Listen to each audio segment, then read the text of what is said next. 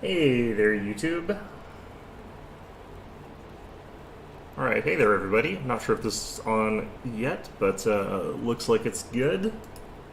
Let's try and get this onto our laptop as well. Got my vent blasting at full, despite the fact I've got the temperature set to like 15 because, like, it's freaking cold out today, I guess. Anyway, yeah, let's just jump straight into this. So, I did do some random encounters. I've also been playing, like, my other files a little bit there, but, hop into this one. And, yeah, I've done a little bit of the random encounters. Not random encounters. They're the encounters on the map that are not random, but are not story-related in any way, like that meadows or whatever that's got a whole bunch of Smilodons, disease Smilodons on it. I went and cleared that finally. Cleared all the encounters out of Chill Creek. Cleared the encounters out of some place that had a bunch of ghosts in it. In fact, this is the area where I just cleared out those guys with the random ghosts that you encounter. Not entirely sure why we've got these grown Nabasus. Oh, right, no, I remember. I was fiddling around with the, I fought them with summons. Yeah, this is, an interesting spot to have stopped because I actually leveled up. So, we're going to go ahead and figure out what this is going to get us. So let's go ahead and start with myself here, because my level ups are very straightforward. Plus the third straight all the way. And we're going to want to have more, it doesn't really matter, my skills are completely irrelevant in the grand scheme of things. But let's go with some more low religion. I want to be the person that's got that capped out, I think. Alright, so we do get a new level of spells here. Rift of Ruin is basically create pit that's scarier, I guess? I don't really know. This one's strange in that I don't really get the point of it, but I really don't know. They deal a bunch of damage to it, but I technically think that the acid one is still stronger. Who knows? There could be a good reason for that. This one's going to be a Firestorm level for us in our case here. Other things that could potentially be good, Storm Bolts look pretty good. Storm of Justice, actually. Ooh, actually, this is probably Storm of Justice level then. Firestorm's good, but that's kind of interesting. Yeah, probably just Storm of Justice, actually. Oops. Complete. I want to see what some of those other spells do, though. Like, I don't really know what Soul Reaver is, for example. Potent Death Spell deals 1d6 points of damage per caster level to all living creatures in an area of effect. That seems dangerous to us. That seems like a thing that we would not want to be casting. Okay, so this is a 1 round per level buff here. Or debuff. Okay, so that's something you cast on the enemy. Slow Chains here. I think this is just Chains of Light Mass, isn't it? Plus a bunch of damage. So it is a bit like Chains of Light. Could do Holy Aura here. Not entirely sure why I would want to do that one. Shield of Law. Same as Holy Aura, basically. We do have access to Mind Blank and Legendary Proportions now, though. I do believe you can actually buy the dinosaur bones nowadays. I'm not entirely sure if I need Legendary Proportions that much, though. What do you actually increase the size by? 2 size categories? So I wouldn't be able to use this if I wanted to still ride a mount, unless I could get 2 size categories on my mount. So I think our strongest one of this sort of stuff here, probably Mind Blank still, even though that's not great. And we take the bolt of the Storm of Justice. Other levels, I don't think we get too many new spells in our other levels. Flame Strike spam is going strong. Alright. So for Ember here, gonna keep going down which here. More Charisma. Another character for whom I don't really care too much about her skills that much. I should just pump her Perception up to the maximum.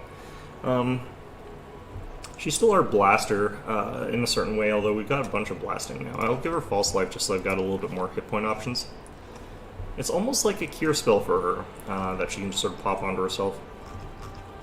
Alright. Remove Disease might be a good idea to have available. Remove blindness. I'll have remove blindness available, because I never prep it, so having things that you would normally not prep, it's usually a good idea. In this level, I might want Volcano Storm, because it's guaranteed damage. It's only 3d6 damage, but it's actually 3d6 plus like 6 or something like that. It's not terrible. And I could increase it more with items. You would also mostly be doing this to make it into like difficult terrain and stuff like that. Okay. I could take more cave fangs. I mean, I kind of like the idea of just having lots of cave fangs. Alright, so Waves of Fatigue is pretty good, since there's no like save or anything like that, and it just causes an effect. We'll take it. She's already kind of our debuffer in a lot of ways. Nenio here, level 11 wizard, means she gets a new level of spells. Alright. And for her, since we've got Coach, we don't really need her getting these sort of spells here. We're getting 6s, right? I thought we already... Oh, this is level 12. Never mind. What am I thinking? Right. It's kind of an awkward level for her, in some ways. Because there's no more good illusions. I'm going to take Chain Lightning. I'm going to take...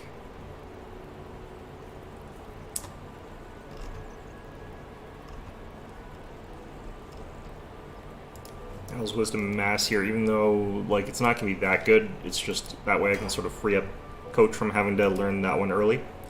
Because he gets like 2 spells learned this level, but he only gets to actually prep 1, so it's not that useful. Alright, so Camellia, let's get you another Judgment level.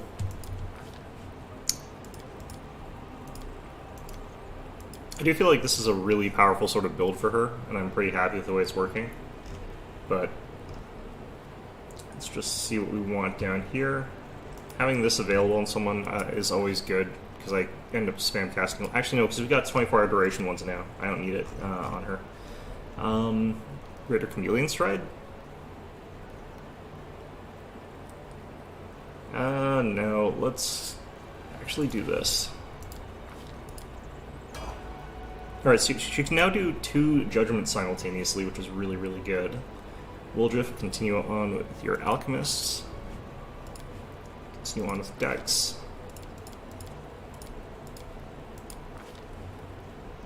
And in this vein of things, we're looking for stuff that normally can't be cast on other people all that easily. And preferably ones that will have a decent duration. So, for example, we could take Animal Aspect, and normally that's personal, but we could cast it on someone else. It's a little bit less relevant here because we've got Coach, so I don't have to care as much about that. It does free up Coach from having to use the slot, though. So I'm thinking that we go with... I could also just go for like utility or something like that. I'm going to give Thornbody. It's not great, but I think it's kind of fine. We're mostly there for the sneak attack anyway. Alright, Coach's level. This one's kind of important, since Brown for Transmuter finally gets some really interesting stuff this level. I could actually go for that extra point of Charisma at this level, because we're going to get 2 points of more Intelligence and then have 1 spare, so we could actually do this right now. Especially because we're going to be burning through a lot more of our transmutations right now, so we don't need as much Intelligence. But the one that we're probably going to be using is Cat's Grace Mass, because that gives us a bunch of bonuses that everybody's kind of going to use.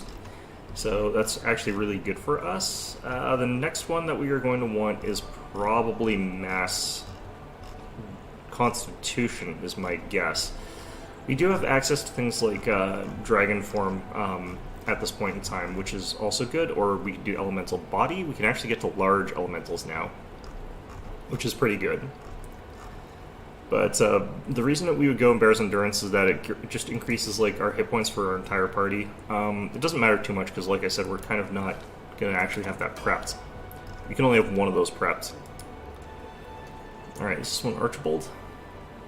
Yeah, this one's Archibald, who is currently the lead member of the team in terms of like just crushing things. Do I want Dex or do I want Strength here? I kind of want Strength.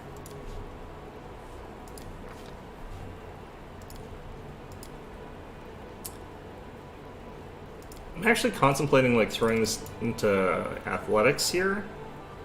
2 points and I'm already like tied for my mobility score. Wow, okay. That is some strength. Okay, and our horse. Feeling like we could go with Dex here, because we're definitely going a more defensive path here. I think we keep this one on mobility and perception. Okay, so that's our level up for now. We've got other characters that we're going to be able to level up, of course. Let's go around and check out the loot, I guess. Oh look, it's like a little child body. How lovely, I guess. They've got the lustrous blade on them, a great sword, +2. That doesn't seem all that good. What is this circle here? It was probably something, but I forgot. Oh, it's that healing thing. I was fighting undead, right? I was fighting a bunch of ghosts, and I just put down the healing circle, and they all died from it. They didn't die specifically from that, but they also got slapped around by our animal companion, who is now currently made out of rocks. He's our pet rock. That's how this is. I'm gonna run into another enemy or something. I'm gonna be very sad about that. Alright.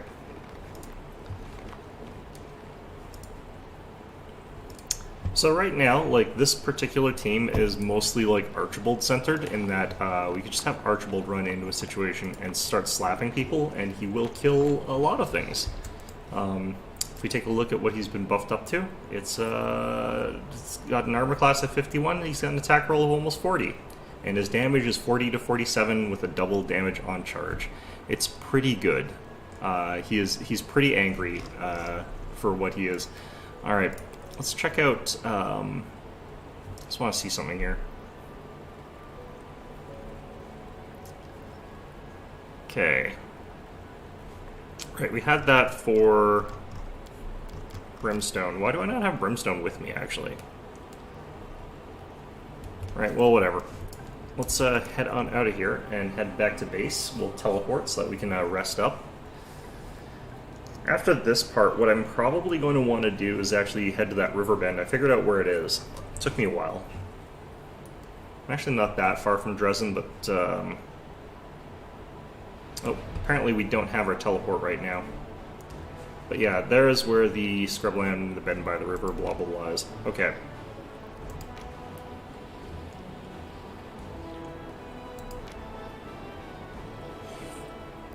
Okay, well, no point in teleporting for this close, honestly. Okay, so where is that demon army approaching to?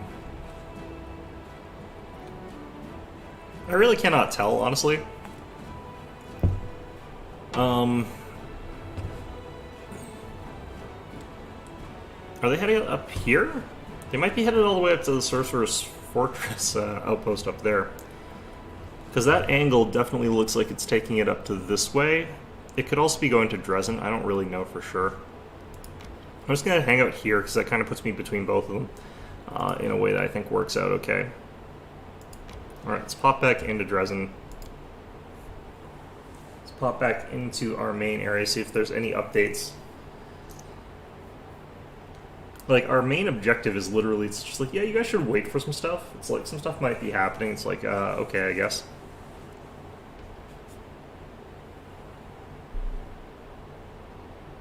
Yeah, really confused why I didn't bring Oh, I know I didn't bring Brimstone. She doesn't work against ghosts. And I knew there were ghosts there. And we were also fighting a lot of undead Smilodons, and she does not work against undead Smilodons. Undead stuff, immune to fear things. You need to find, like, they need to add in a build that lets you ignore immunity to fear as, like, a mythic thing.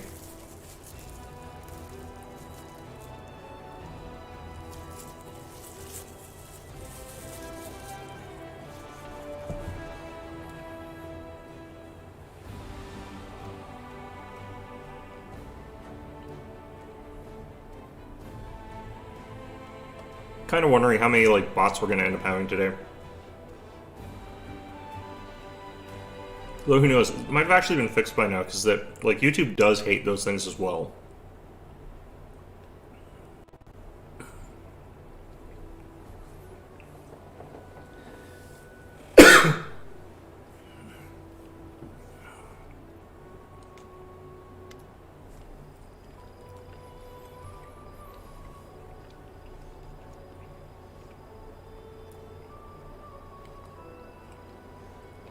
Okay, well that's different. There's an angel dude here, I guess. Hello. Valiant champion of Golarion, allow me to greet you. My name is the Hand of the Inheritor, and I am the Herald of Iomedae, the Lightbringer. Gonna pick lawful because I haven't been picking enough lawful stuff. And this is fine. I am only giving you the credit you deserve, valiant champion. I'm kind of wondering, if I pick one of the evil paths, does this guy come over here and just beat the shit out of me?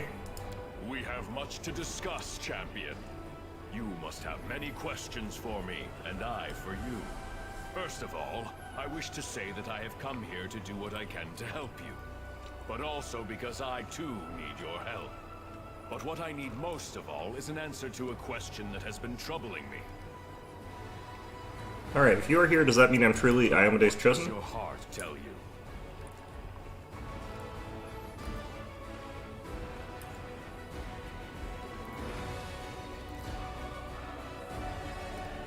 I'll pick this one. Like that is what is needed to set hearts ablaze in righteous fury.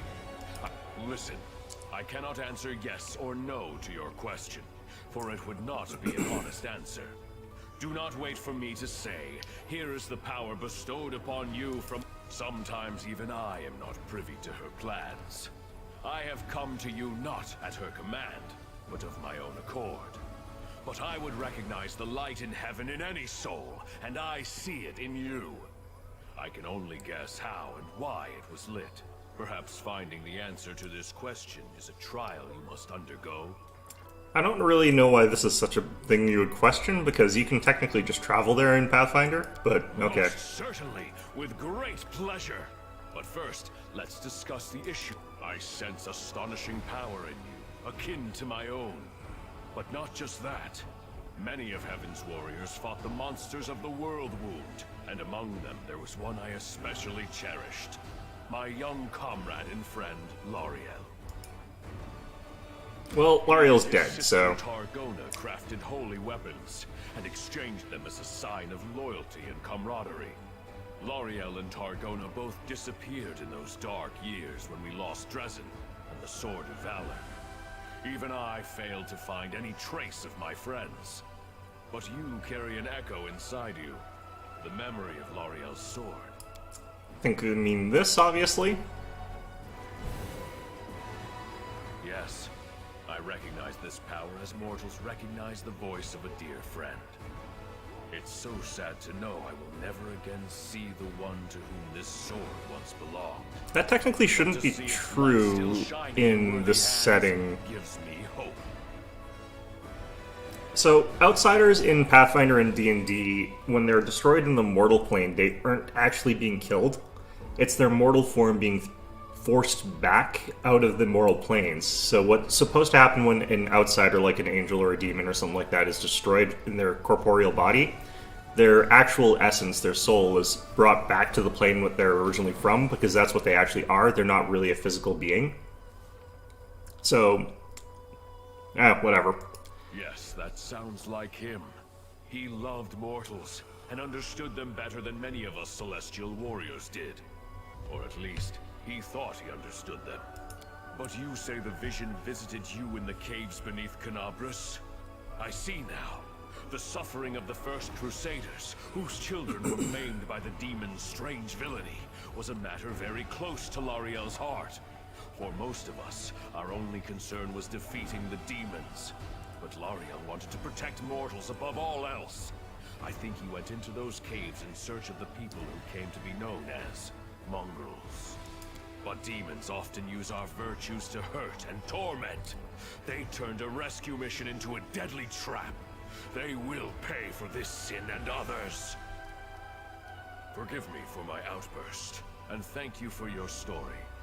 At least now I know what fate my dear friend suffered. Okay. Oh, maybe it wasn't Discari I thought it was Discari that killed Lariel, but okay. Many demons in the Abyss mimic the appearance of their repellent master, but I do not think it was a Dyrachni or a similar beast. It's called the Echo of Discari, for it truly is an echo. Not a demon born of the Abyss, but an artificial creation of the Lord himself, wrought by him and several of his mortal followers. I sense his fetid mark in this tale. The Echo likes to strike by stealth, weaving an intricate web of lies and treason, and he despises everything connected to heaven and Iomedae. I am not in the least surprised that he hunted Lariel down. Do you imagine if you got, like, this guy in your party? That would just make things a lot easier, probably. Although they'd probably nerf his stats a lot more than he's supposed to. I think he's, like, there's a class, I think, called a Celestial, or not a class, but a Solar. Solar, I think he's one of those. I do not know the names of traitors or the heroine. Lariel died shortly before the World Wound opened its mouth for a second time, devouring new lands. Many Crusaders disappeared in those dark days of chaos. The lists of the dead and missing were long. I assume the names of Lariel's companions were lost along with them. Perhaps those traitors are honored as I do. This story is not over, and I will ask for help not for myself, but for the righteous souls who may be in danger. Listen, I am going to reveal a secret to you that no Crusader has known before, except for the righteous Queen Gal. The demons believe their control over the World Wound is absolute, especially at its heart, the corrupted lands near the Threshold Fortress. But this is not true. There, in that web of evil, lies an enclave. The waterfalls that gave name to the temple have run dry, but not the bravery of those who stood guard when their nation fell. The servants of Pelura have an important mission. They explore. I'm gonna find out, like, this is a real of Orlish messing with me again. For ways to close it once and for all and restore the lands of Sarkoris. They have risked their lives, forsaking all joys and rewards in pursuit of this goal, and they have been busy with their research for 100 years. Secrecy is their only protection. If I would not reveal this secret to anyone else, but the light of heaven is so bright in you that I cannot help but trust it. Huh. Moreover, I would like you to visit Pelura's fall. As I mentioned, this sword was created by his sister Targona. She went missing at the same time as her celestial brother. We found no evidence of her death nor any other trace of her. But by touching the sword she made, she is an imperial lord. Okay, so this is going to be repeat text probably, but fall is not what it once. Heaven's grief at their loss could not be any greater. Lariel and Targona were daring and merciful in equal measure, and relentless in fighting evil. They called each other brother and sister because one soul was used to create them. Yes, it happens. Sometimes an angel is made of many souls, or the essence of the upper planes. And sometimes one soul can give life to several souls. When the World Wound opened, they were the first to go to the mortal's aid. Alas, heaven was in extreme upheaval after great Arodin died. When the evil mind of Arilu Vorlesh, paired with the will of cursed Discari, shook the foundations of the world, while the other angels and Imperial Lords were slowly when Mendev answered the challenge of the Abyss and became the Kingdom of Crusaders, Targona and Lariel shared the hardships and glories of the First Crusade with their mortal comrades. And then they both disappeared. First I'm gonna hit this one, because I kind of do. As you wish, champion. Is he gonna just be... He's just gonna literally be chilling on the battlements here. That's gonna be... That's not at all Yeah, okay, sure. How did I go... Why did I... Alright. My question is, like, why did my character decide, it's like, oh yeah, let's just head up here. One of the big reasons I wanted it is because, like, my character's all fatigued. Alright, let's, get some stuff going here. Alright, so we have a bunch of levels here. Lan, should be able to turn into a large elemental now, which is a little bit stronger. Actually, does he gain anything new this level? I don't think he does, actually. Alright, athletics. Gonna keep doing those. Alright. So he gains access to a few new spells and stuff like that. Nothing that important, unfortunately, but should be okay otherwise. His animal companion. We've got a lot of animal companions. Gonna do it like that with his. Okay, take that.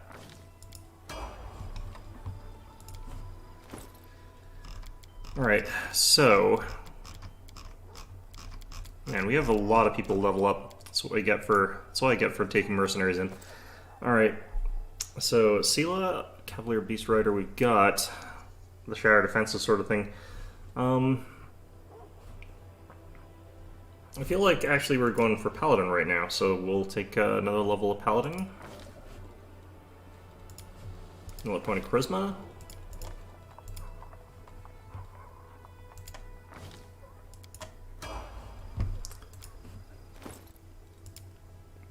Okay, Arushale is going to be a bit tricky because I don't really remember what I was doing with Arushale. But let's actually get you another point of strength, make it so you hit a bit harder.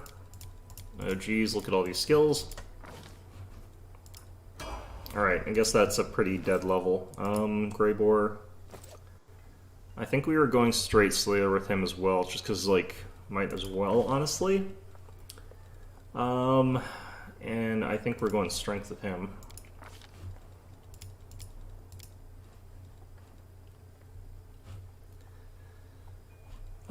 Let's actually get him to max out perception over athletics at this point. Either of them's kind of fine, honestly. We can get Dispelling Attack, which is really, really powerful. I think we're actually going to pick that one. Yeah. Basically, like, if you keep sneak attacking people, you can just eventually get rid of all of their stuff. It's pretty good. Brimstone. I don't think we get anything that impressive this level with her. Maybe this is where we can do something interesting? I can't remember. Persuasion's the only thing that matters with you.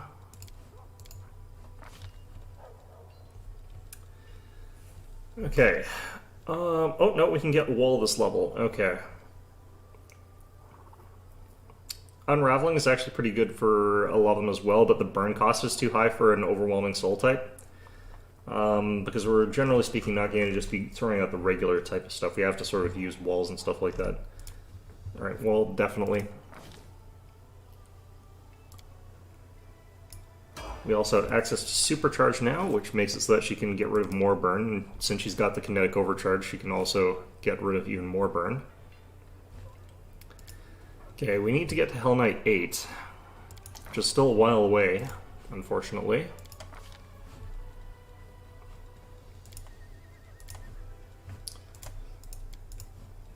Alright.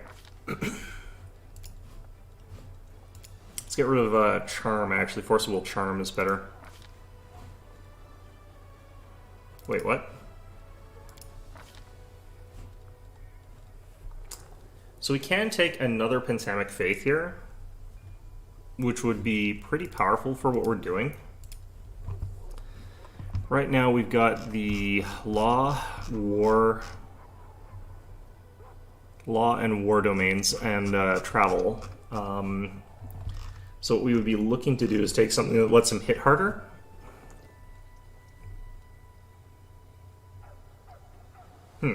Interesting.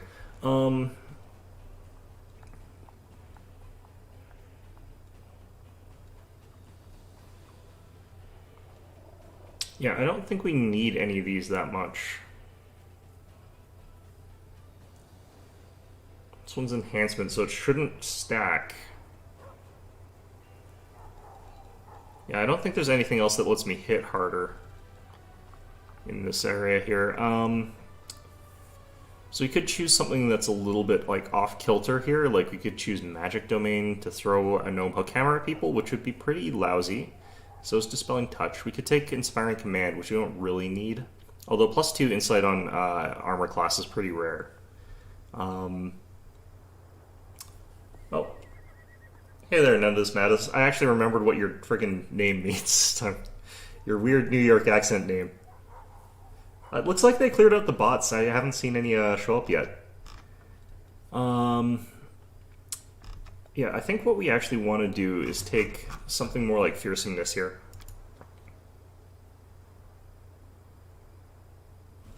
Yeah, we'll take that. Make it so that we can sort of get even more intimidation going than we already do in our party, which is already quite a bit. For Social, of course, we're going with more Cleric, more Strength. He's going to continue to be the guy that just sort of like whacks people by praying really hard about it. I think Regal and him have a lot of overlap right now, though.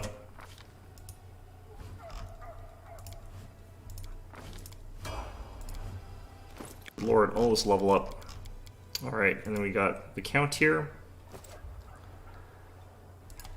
Go Oracle, Charisma. Don't care too much about your level ups. Okay, so this is the tricky part. I don't necessarily know which of these I need or want. This would be pretty good for him.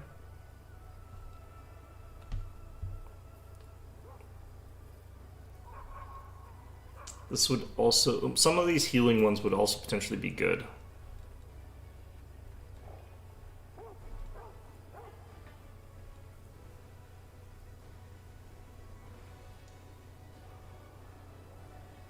This could be potentially interesting.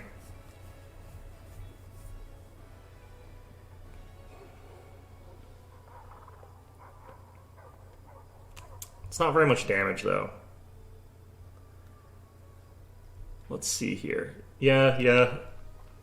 For some reason, like, I can sort of, like, figure out what your name means when I actually, like, say it out loud quickly, but, like, when I'm actually looking at it, it does not look like a... Yeah, let's see here. Let's take this. I think we'll take Combat Healer. Or no, don't we have one that lets us do this at long range? No, that's a different thing. Shoot.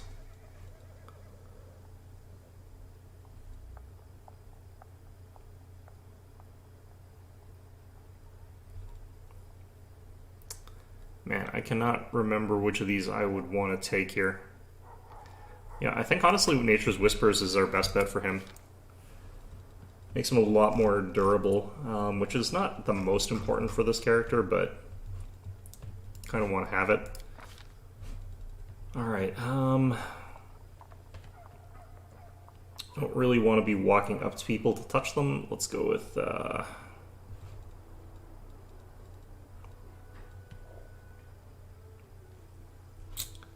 do Archon's Aura here, actually.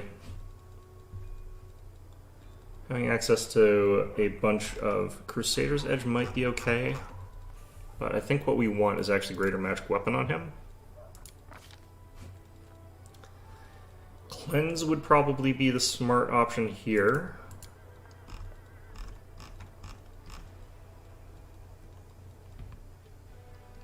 Yeah, I'm gonna go with Cleanse.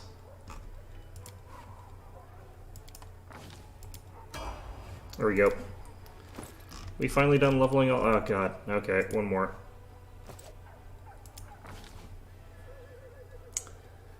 Alright, this one definitely we do stick with mobility, is more dex focused. Alright, we can finally take Fury's Fall, and that would finally make sense, but I could also just do the Dazzling Display thing, which is what I was going to do, or I could take Crane Riposte. Plus one to hit. Let's do it. Alright. So, now that's all done, let's head back inside. Wait, where's... How are things going? Nothing new? Okay. There's a lot of ways to make Necromancer-type characters in this game. you could just make any character into a necromancer type character by going the Lich archetype. The Lich Mythic Path has a bunch of like necromancy type abilities, but there's like wizard or arcane ones, or there's clerics. Like there's tons and tons of ways to make that. Okay. Yeah. The thing about making a necromancer type character. Oh, my stream's. Is that my stream or my laptop that's screwed?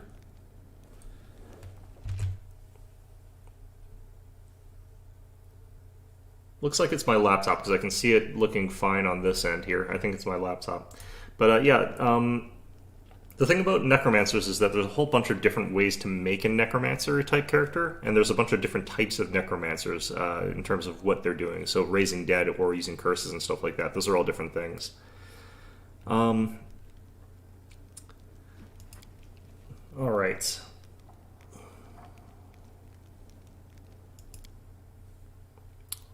Sword Lords of Brevo, all those hot-headed provincials who draw their weapons and challenge you to a duel at the drop of a hat. They won't win such duels.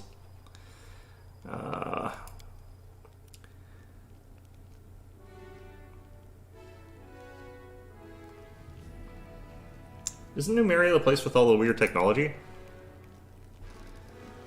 Everyone who wants to come because they listen to their hearts are here already. Time to call those who listen to their purse. We'll drop a line to the Vristian cities. Tempt them with some nice spoils, and loads of savvy folks will come running.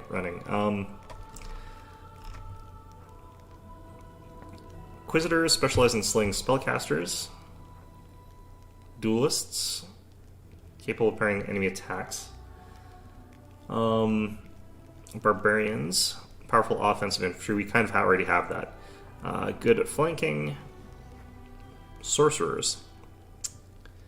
So the reason I kind of want to go for sorcerers is because we want to get things that are technically spellcasters. So we'll go with this one. Yeah, I'm going to double check something here. Or is this part's working? I'm hoping it's just my laptop.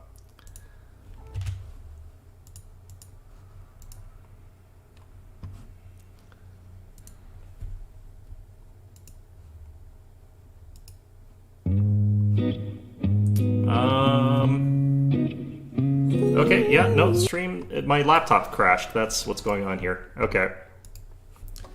Hold on a second. I need to, because this is how I read chat, is through my laptop. Oh god. Okay, well. While that's doing whatever it's doing, I'm just gonna quickly run through this. Yeah, like, I read some of the comment there a couple times on Tabletop 5e. Pathfinder is much, much, much better than 5e for playing necromancers. 5e's casting is a lot weaker than 3.5 or Pathfinder 1's, because 3.5 and Pathfinder 1 both have just a lot more sort of powerful options for spellcasters. So if you want to, in this edition, you can just have like gigantic bloody forces of skeletons. Like I could get easily 100 skeletons if I wanted to. And it's really, really, really strong when you do that.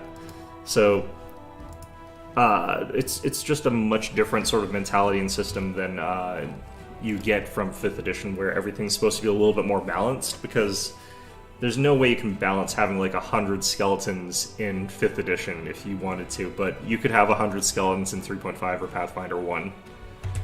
It's really kind of funny. In this one, they've actually got it slightly nerfed, but it's still doable.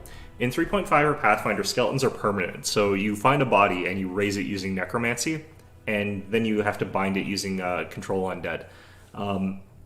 And the amount of undead you can have at a time is based on how many castings of like control undead you can have. Or you can just have a bunch of skeletons that aren't under your control, which would also be fine. They'll just randomly attack stuff. But they'll last forever. If you don't do anything, they'll just sort of be milling around being undead with no duration. So you could actually have gigantic undead armies as a necromancer if you wanted to. which obviously you can't do in sort of this one, because they are treated as a summon to make it a little bit easier to sort of manage and deal with. Personally, I think that actually is a pretty good workaround to the problem of it would be pretty difficult to do it otherwise. But yeah, Necromancers in this version are way, way more possible and way stronger than they would be in 5th edition. Just because 5th edition's not designed for that. 5th edition, they're too obsessed with like making things a little bit balanced, which I can kind of appreciate, but I also personally don't care for.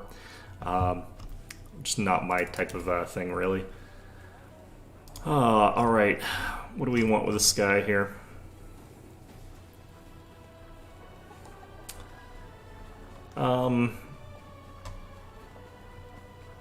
Could do Eagle Soul here. That might be interesting, but I think what we're going to do is throw in the things that I want to have like a really good self buff for him this level, but there aren't really any good ones. Yeah, like the thing about the newer editions is that they're definitely built more around like trying to keep things a little bit more balanced between the different classes by sort of streamlining and homogenizing things, but you couldn't really play certain archetypes that you would potentially really want to. Like you could look at Social here, he's got 4 castings of Animate Dead. That's potentially 24 skeletons, just as a summon sort of thing there. And then at 6th level here, I slotted in Create Undead, mostly because I want to see what the stats are of those guys. I don't think it's going to be a very good spell. Now, the skeletons are stronger on lower difficulties, so I would definitely recommend you play like lower difficulties if that's what you're really into. But it could still work on higher difficulties. I've been using a lot of skeletons. Their thing is that they're so weak that they're more a distraction because the enemy will throw like an attack against it, and then that's a wasted attack. Essentially, it's pretty good though to make your opponent waste attacks on like your skeletons instead of on your useful characters. That's really the best thing about raising undead in this in the higher difficulties anyway. All right, Veil of Heaven over here. I need to get the other level 2 versions. I need to get the scrolls for that. Those are all fine, that's all fine. Cat's Grace Mass. +6 to everybody's decks all the time is going to be really nice. Alright. God, I have so many spells I have to go through. Once you get to higher levels in this, it's just like managing a lot. Alright, let's get another Phantasmal Web put in there. Feeble Mind is still great, though. I really like that. Let's do another... Let's do another Phantasmal Putrefaction.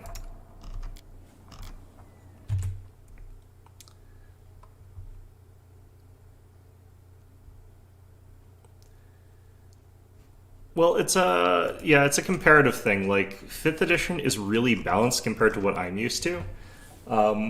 Like the sort of meme from older editions is that you got linear warriors and quadratic casters, where like a wizard at level 1 is actually pretty weak. They're not really that good at defending themselves or anything like that. They run out of stuff really quickly because cantrips in that one, like you can look at my cantrip here. This is Divine Zap. This is what the equivalent of a cantrip would be. Your opponent has a saving throw that reduces your it's fortitude for half, and the amount of damage that you deal is D3. So at maximum, this deals 3 damage, and usually it deals 1. Because if it gets halved from 3, it counts as 1, is how this works. So it's a way, way, way weaker spell than one of the cantrips in 5th edition, where it's like D8 damage is equivalent to like a crossbow, or even D10 damage for some of them. So yeah, like 5th edition is much, much, much more balanced as far as that goes. Can we make that? Yeah. And yeah, like you've got a crossbow like fighter, it does the same damage, for example, as like a warlock, which does the similar damage as like a wizard using like a scorching ray, or not scorching ray. The I can't remember the name of the flame cantrip in 5th edition, but yeah, they're all very similar in terms of like the damage they do. Of course, you could take like crossbow mastery and do a lot more damage that way, but still. Alright. Okay, it looks like my...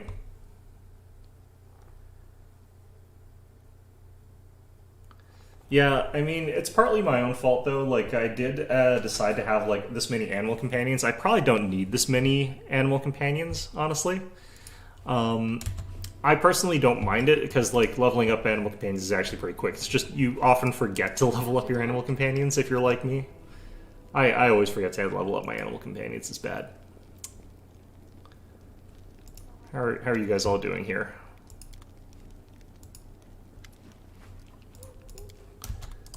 Every time you hear the sound cut out, by the way, that's me, like, alt-tabbing out. Firebolt, yeah, that's the fire-based cantrip that everyone uses. It's exactly the same. Yeah, like, the equivalent in Pathfinder 1st Edition is, like, you get a cantrip that deals D3 damage. It's way, way, way weaker than Firebolt, because Firebolt does the same damage as, like, a crossbow. In 3.5... you have cantrips that do, like, D3 damage, like Acid Splash or something like that, or it might be D4, actually. But you only have 4 cantrip slots, so once you cast 4 Acid Splashes, you run out of cantrips. So no one in their right mind in 3.5 ever used the damaging cantrips. They would all take Prestidigitation as their cantrip. Because it was capable of, like, at least doing some alternate things if you're creative. But yeah, like... if you're forced to use Acid Splash in 3.5, it means you're absolutely doomed, because you don't even have unlimited uses of it. It was literally just completely useless slots. But yeah, by late level, you could literally just have entire armies as a wizard if you wanted to. If you're a fighter, like, you could take leadership, I guess, but you could also be a wizard and take leadership. So you could have, like, an army of angels or demons or devils or whatever that you pulled from the celestial realms or hell or whatever at your beck and call that you forced to do your bidding because it's those kinds of spells, and just send them in a tide over, like, the land to take it over for you. Although most DMs ban that. It's called gate chaining. And most DMs will slap you in the face with the rulebook even though you're technically following the rules. But yeah, that was a 3.5 thing. I think it's still technically possible in Pathfinder. My favorite one, personally, is actually a spell called Simulacrum. It let you make a clone of something that you had. Yeah, 3.5 you run out of cantrip slots, but it doesn't matter because your cantrips are worthless. If you were a level 1 wizard in 3.5, you actually wanted that crossbow that everyone ignores. Like, that's why you start off with a crossbow in, like, 5th edition or in Pathfinder 1 or whatever. Warlock in 3.5, which is there's no Warlock in Pathfinder, unfortunately, but Warlock in 3.5 isn't a spellcaster. They don't have any spell slots in 3.5. The cantrip Eldritch Blast is actually a class feature for them that they're guaranteed to have. They just changed it so that's, like, slightly different. So let's see, what the hell are you doing up on the wall here? Alright, well, whatever. But yeah, like, Warlocks were really, really, really different in 3.5 compared to what they are now. I can sort of see, like, a little bit of the gist of what they were going for there, but it is very, very different now than it used to be. Yeah. Oh, no, like, here's the thing. You aren't using summon spells in 3.5. There's spells that are... There's, 2 different classes of summoning spells. There's summons, which call something in temporarily, like what you're using in this game, where you cast the summon spell and something shows up for a little while. But you can also do ones that are called callings. A calling... Okay, I'm just gonna go. A calling is one that doesn't have a duration. It's permanent, because you're not actually summoning something in temporarily for a short duration. You're pulling in something forever that's going to be able to sort of fight at your side for however the hell long. Until it gets killed or until its contract is fulfilled or anything like that. And depending on your build, if you're playing the right kind of wizard, you can actually call something to you and it will be there forever until it dies. And you can sort of just have keep casting that spell to get more and more and more and more things like signed up with you. And yeah, it's absolutely crazy how powerful that is. Gate is the most powerful one, and people talk about it because there's something called gate chaining, because powerful outsiders can cast gate. So you can cast gates to get something like, say, a Titan, and then have the Titan cast gate for you to get another Titan. The only thing is you have to have a build that's capable of negotiating them with these things, which is a fairly difficult charisma check. It's not even a diplomacy check, it's an actual charisma check. 3.5 is not way better in a lot of ways. If you're playing like 3.5, there's really crazy high-level things that can happen that are just really, really fun. But it's really hard to manage as a DM, and it's really hard to sort of make sure that everyone at the table is sort of having a good time when that sort of stuff's out there. And also, you know, it's not necessarily that fun if you're using like a whole bunch of Celestials at your beck and call to do all the stuff for you. You'd want to do the stuff yourself, but like, yeah, having that as an option is really funny. But yeah, like one of my favorite things actually is Simulacrum, because you can technically make a Simulacrum of a deity, and it has half the hit dice of like that deity, but you can still have it. And it maintains all of their abilities, including their divine ones. Let's see here.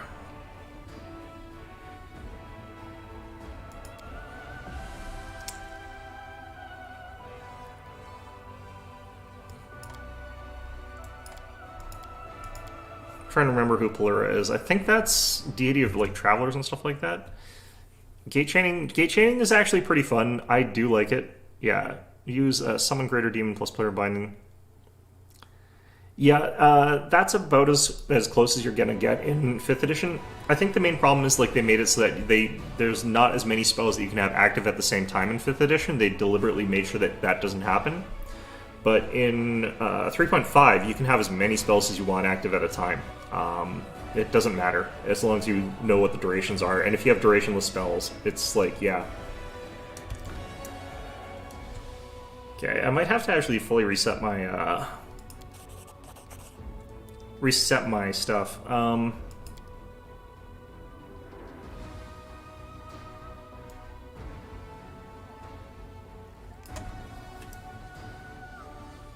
right. I might be getting another... I wonder if I'm getting another mythic here. Concerned Guard. Howdy.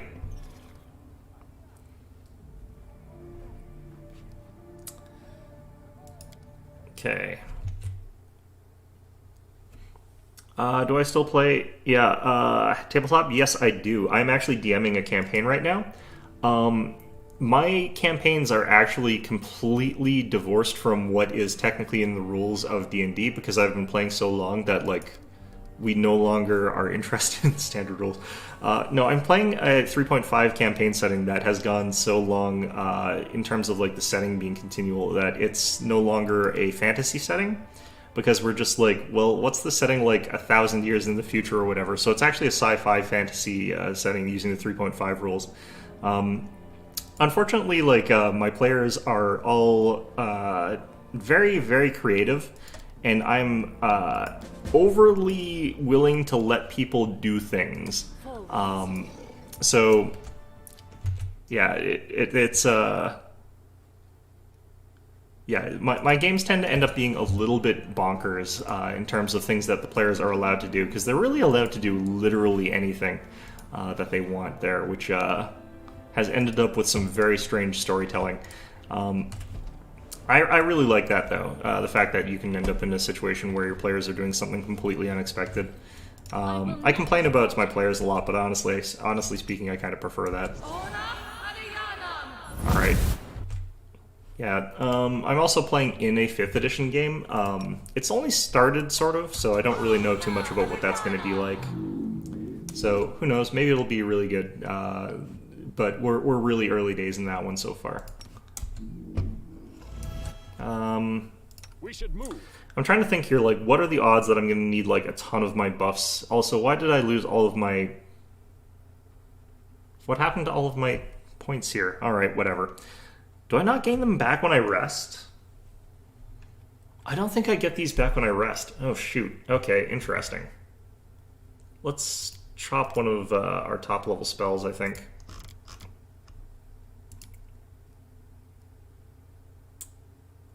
Because I don't need 3 of these.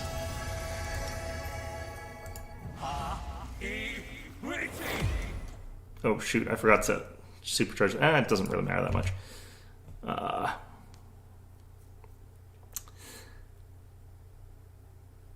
Honestly speaking, like, DMing during Corona is not too different for us, because, like, one of our group actually had to move to a different city. So we've been running online for longer than there's been coronavirus, so that's just one of those sort of, like, things that we actually had already gotten used to. You know, long-distance DMing, one of those things in life. Does mean that we adapted to it a little bit faster, I think.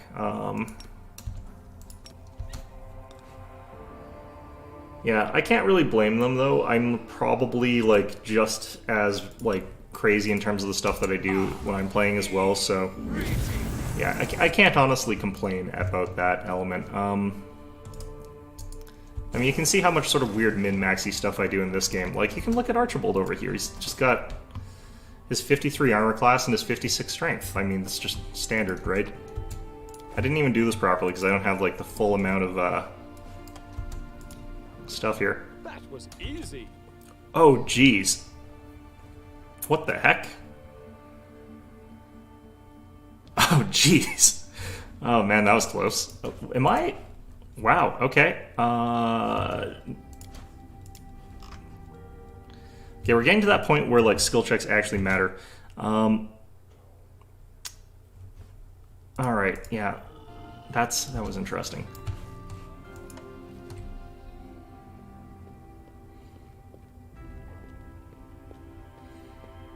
Aha, the obelisk was not... Oh shit, it's me. I was hoping it would be, like, the rock.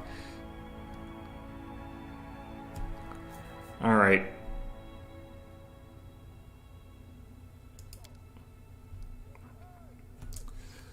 Are you commander? I just taking a walk. My name is Vistari. Well, I think I have enough intimidate here. Alright.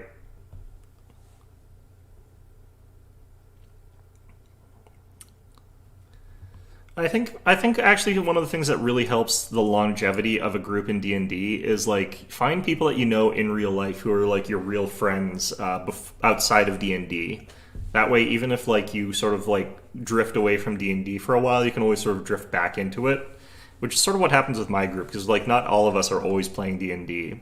There's times where some of us just won't feel like a particular game, or just won't feel like we're able to, or can't get there in time. It really helps if everybody's sort of able to come together outside of the game, and you sort of know each other outside of that. I think that really helps keep a party or a group of people playing together. Because, like, my friends and I have been playing D&D for, like, 15 years or something like that. And it's not just D&D that we get together over. And I think that's, like, the best way to make sure that you're going to be playing D&D for a longer sort of time. Like, I've got another friend who does, like, online D&D with groups that are outside of us, and apparently, like, that group falls apart sometimes, and he finds new ones, but yeah, it's really different playing with online-only groups. I don't think it's necessarily bad, though, to play those sort of games. If you just feel like playing D&D a little bit, finding that sort of thing is actually really good. Oh.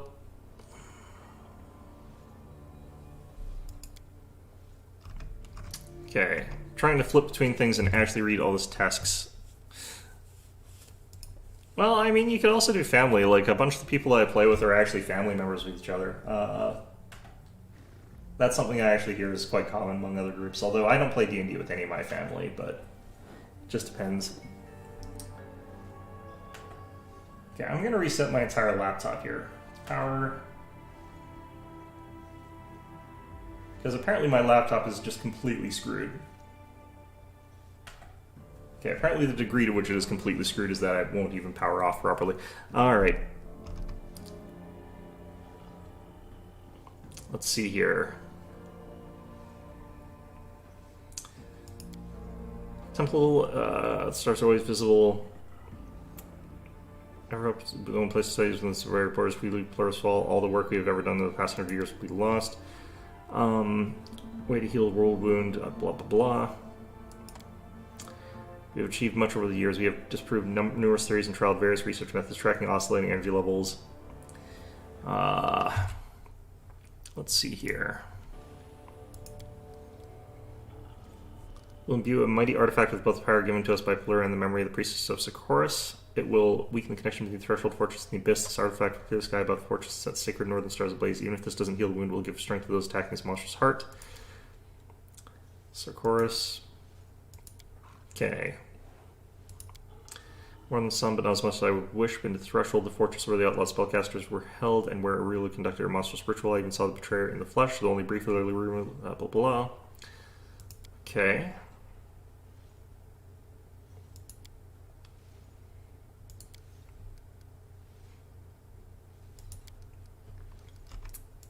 Okay, I'm gonna actually check on some more people who live here and see if anyone else has things to do, because I think I might get cut off from them if I don't talk to them now.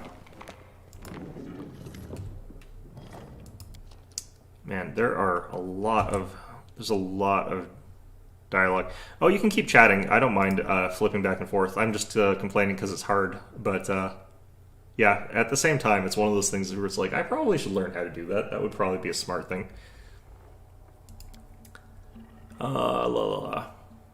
Honestly, the biggest thing is, like, a lot of these people talk, but a lot of this is stuff that I already know. So I don't really feel like I ever need to read all of this because, again, it's a lot of dialogue is not necessarily that important in this game, unfortunately. It is there for a purpose. It's like that so that if a person goes through and misses some important dialogue or misses talking to an important person, they can get it from another character. So, like, I'll go through this place and, like, 9 people mention sort of the similar things if it's something that they think I want to know or whatever. But usually it's not even technically important. It's just, like, lore information that could potentially be useful. Sometimes it's also like how to fix a puzzle, though, and those are moments that I always hate because it's like, oh, I should have paid attention. This was on test. I didn't realize that. Oh, I've been flipping to my actual like I've been alt tabbing out to read chat. That's how I'm still sort of reading these things.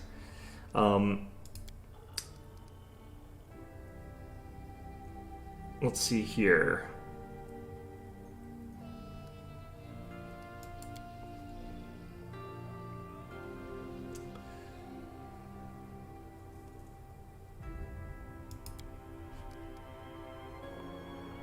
Priest of Gorm are hiding my family and other refugees. Please go to the temple and search for anyone. Okay.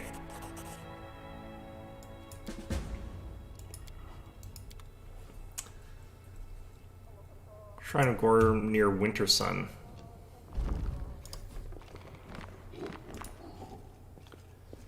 Okay, more people to talk to. Hello, Regnard. Yeah.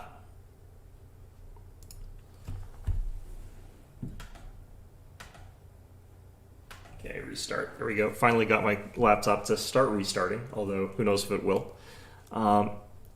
This is blah blah blah.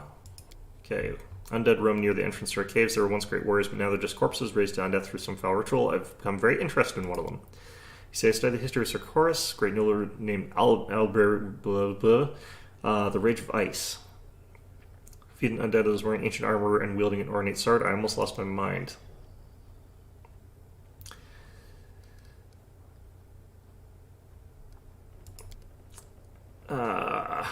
Alright, I'll bring you that. Wonder if I have to do that now.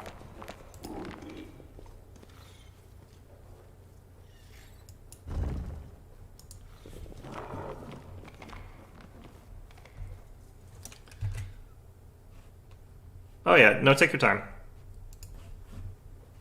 Alright. This isn't even, I haven't even met the person I was supposed to talk to for that other quest yet. Jeez. Again, I knew it. That confirms everything. The commander of Dresden, Cribble, I never thought I'd hear those words. My name is Teriel. I'm a Stargazer. Tell me this, commander. You make the rules in Dresden, but you also abide by them? Yes.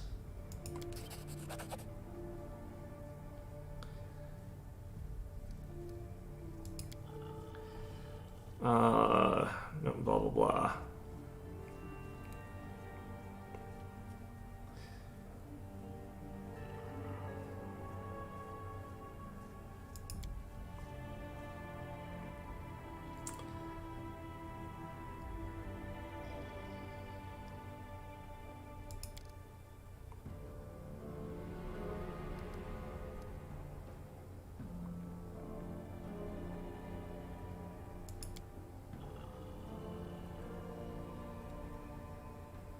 The stone tree. Okay.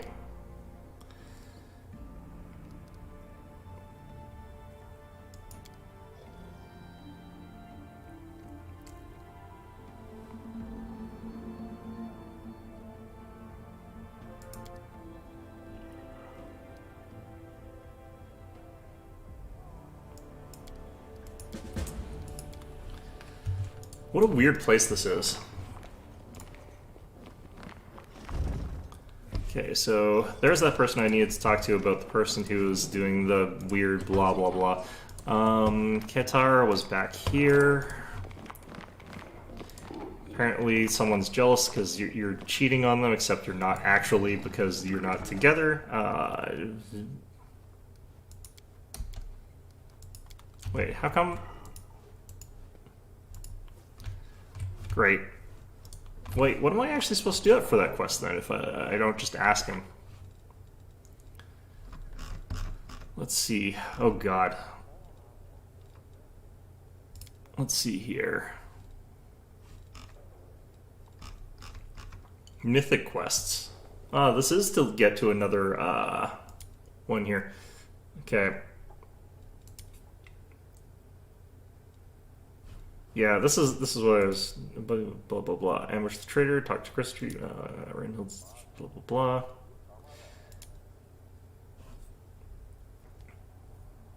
I have to actually go to this stupid place. No.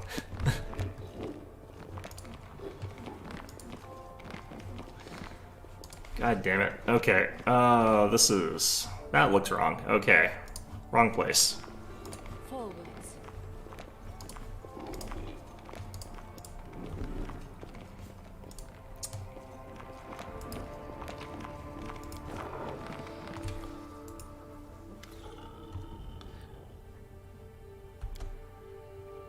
I think if you want to ease your conscience, tell her everything. I'm not going to hand over the letter yet.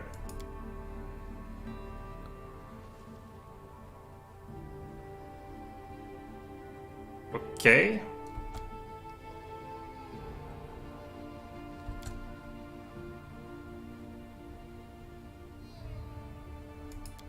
All right. Forgot to actually read the letter. Let's go find that.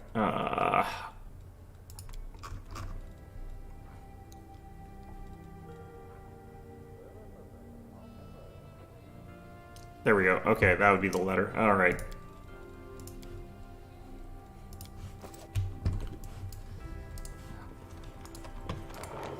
I kept the letter though. This way I could also probably show it to this fellow and they'll be able to tell us if that actually says that.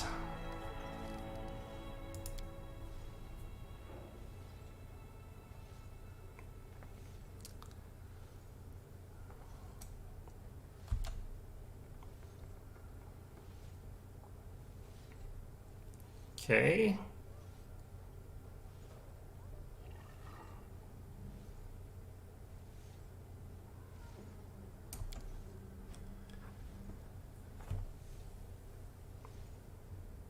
Well, this is easy.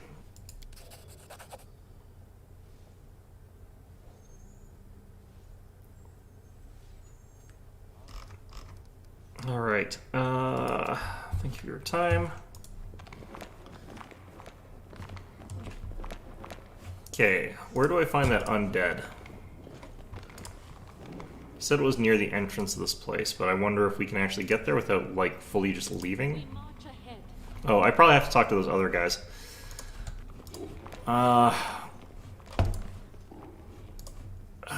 Alright. So Romeo and Juliet over here. You guys are now fine for whatever the hell.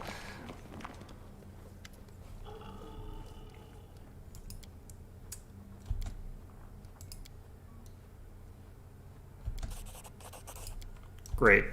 Cool. Fantastic. So that's one of those. I got. Oh man, there's so many of these. Why would you do this to me, game? Why would you do this to me? I get the feeling like I have to do all of these first, and then after that I can do the rest of it, but I'm not 100% sure about that. Either way, let's try. Alright. Alright, Archibald, go forth and kick some ass.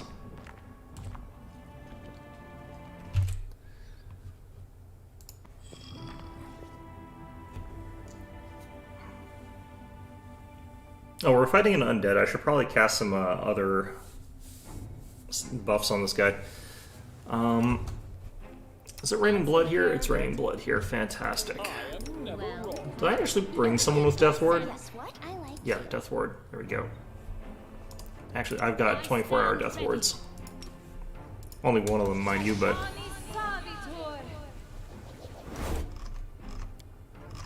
Alright, we're fighting an undead, so I figured, like, a Death Ward is probably a good idea.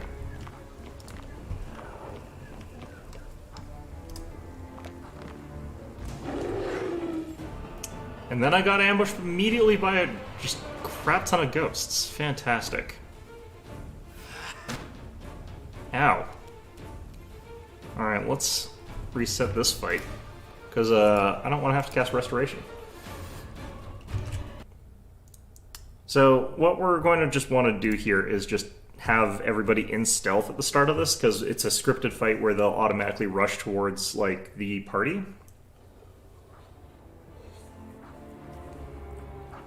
And anytime that happens, they sort of ignore normal line of sight rules. But if you're stealth, they'll be forced to obey normal line of sight rules.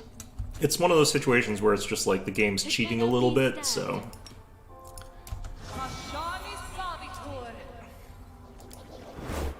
Alright.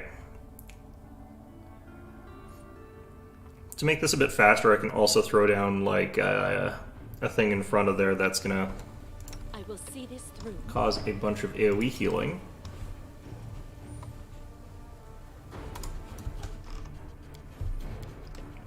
Okay, all you guys stealth. So we want to get up to the point where I can see that stuff there, and then we'll cast that thing on him. Okay, so we don't want to go any further than that. Then we'll go ahead and cast this up like here. Might want to turn that on, but let's not. This should be a guaranteed fight in our favor.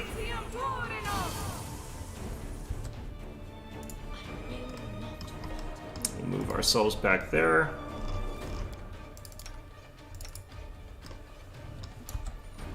I don't think I'd bother casting Mage Armor on him, but it doesn't matter because we're fighting ghosts.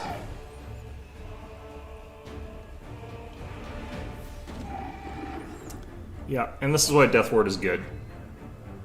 Look at all these corpulent oh, jeez, they're ignoring line of sight rules again. Did they spot us? They might have spotted us, actually. Cheeky buggers.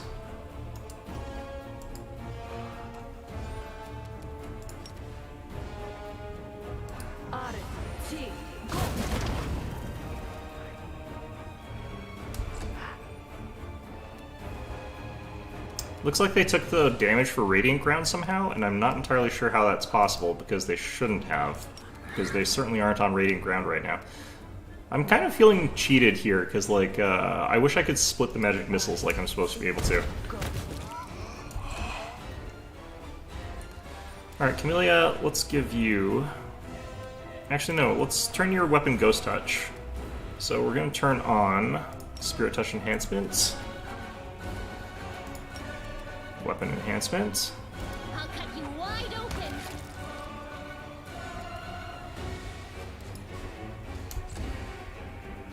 Now, Coach has an extra 10 damage on his magic missiles. Although I think he's in range of this guy hitting him for doing this, but...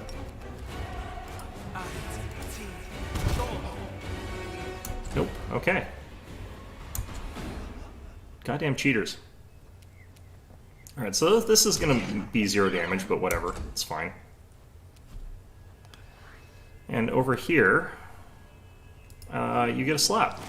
Free slaps for everybody.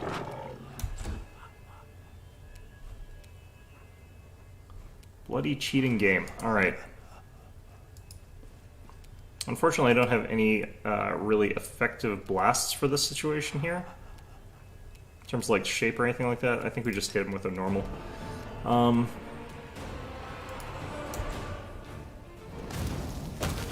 him. Alright. I needed a 19 to hit him, and I got that 19. Alright. So I could just drop a Bolt of Justice on this guy's head, and that'll pretty much instantly kill him. Kinda don't see why not.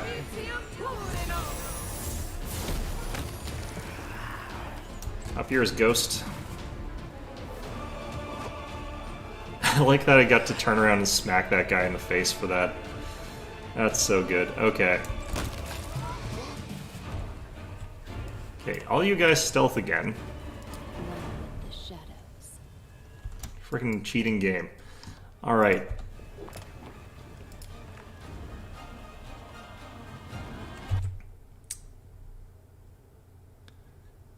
Yeah, I actually have a bunch of friends who are technically sort of British. They're...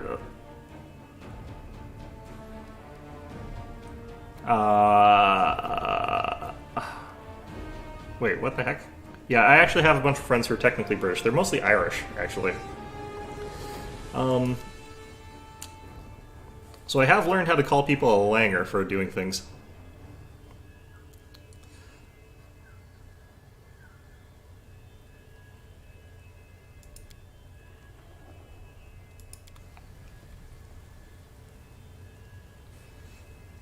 Alright. I like how my computer is still rebooting. Alright. I might be flat-footed here, unfortunately. Oh no, he's the one who's been ambushed. Haha. Alright. I wonder if I was supposed to let him fight this guy.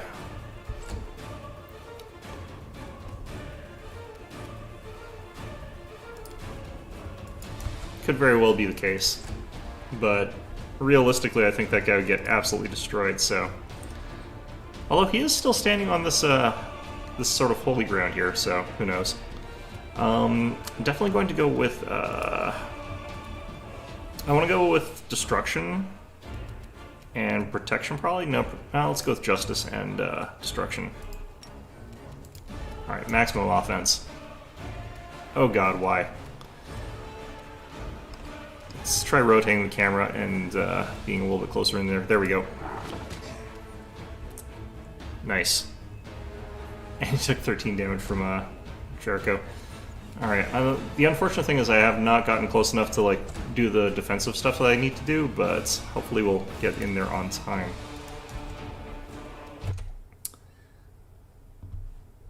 Yeah, no, Langer is an Irish one. It is definitely an Irish one.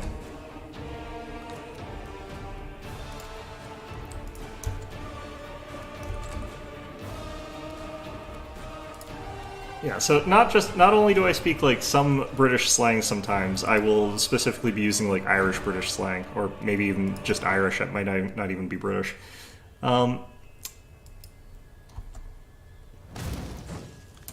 Great, critical miss, fantastic. Oh, shit. Well, that's gonna be a dead person. Great. So apparently I do have to do the stealth thing again for this guy too. I'm gonna see. No, I don't know. I feel like.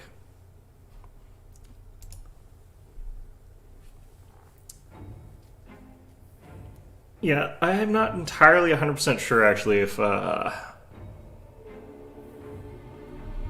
gonna be able to beat this guy that easily here. The problem I'm gonna have is I can't use the witch hexes in this instance, which is going to be awkward. Ready. If that guy's got a bunch of attacks. Also, I should check his attack bonus, because if it's high enough, he could probably just, like, waste me anyway. I could have just brought her back to life, though, too, because it is actually possible for me to do that. Let's see here. He's got an attack bonus of 48. Let's see here. I'd have to have 68 to not get hit by him fairly consistently. I don't think I've got Mage Armor cast yet. Yeah, I technically don't have Mage Armor. So that'll be another 4. Apparently I actually do need to use the Protective Hex. Which is kind of interesting. And I should probably actually apparently use this thing. Magic Vestments, Archibald.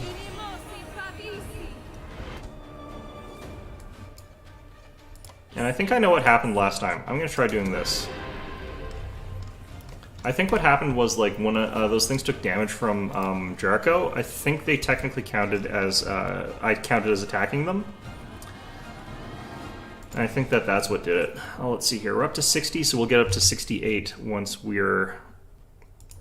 We'll get up to 68 when we're defensive fighting. So that should be fine. And we've also got, like, our... Alright. Let's just see if our Archibald here can, like, 1v1 an entire encounter like this. He should be able to because he's immune to all of this stuff. Yeah, and they're going for him this time. Mind you, these guys are going to easily hit him because, like, he doesn't have any touch AC, but who cares? He's immune to their attacks. And he's just slapping them around for, like, a casual 80 damage or whatever.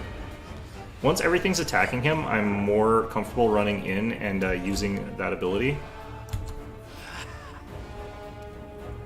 But yeah, this fight's kind of nonsense. The fact that they just won't go after my tanks is, like, annoying.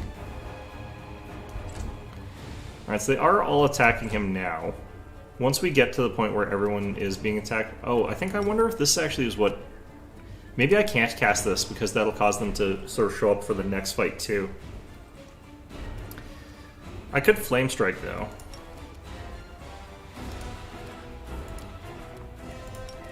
Like, I could do this.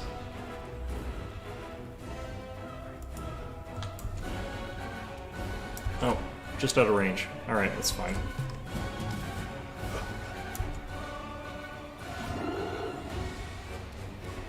Alright.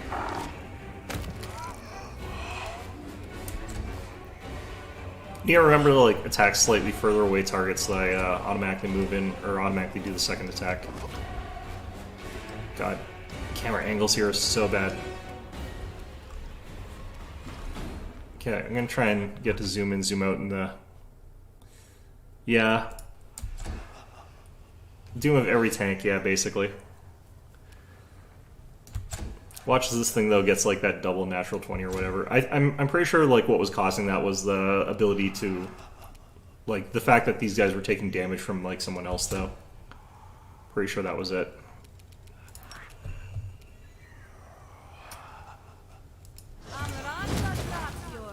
That'll make that a bit faster. Alright, now run away again. Because if I just have, like, this one guy hitting them, it's going to take a long time to finish this fight. Alright.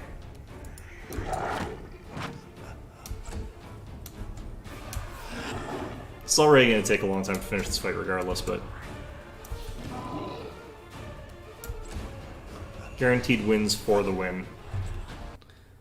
I can't believe my laptop's still rebooting. You know what? Let's try it. It's a long-range shot.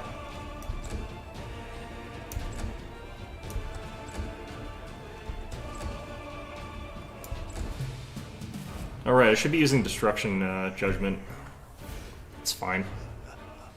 It's only like an extra, like, 4 points of damage or something like that. It's not much. There we go.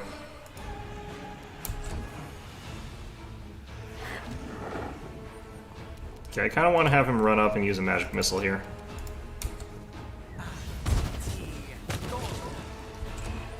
I like how it hits the thing and then just bludgeons its like corpse to death even more. Man. This particular fight is just sort of like one of the weirder ones in terms of like me already being very confused constantly by the way this game's AI works. I've never been entirely sure how this sort of like calculates things or does things, but this is definitely on the higher end of confusion for me. Let's do it.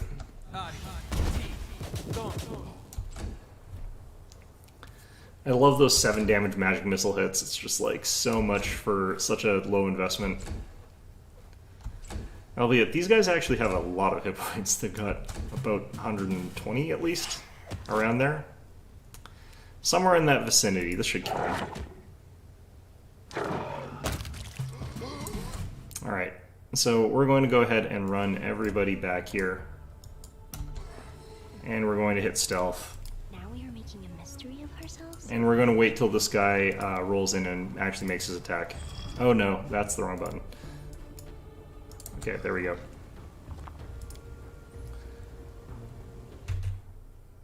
Let's see here.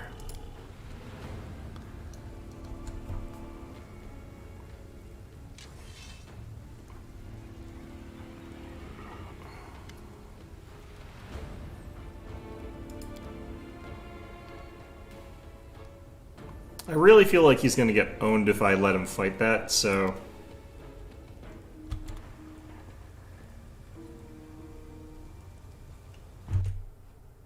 yeah, let's see how this goes.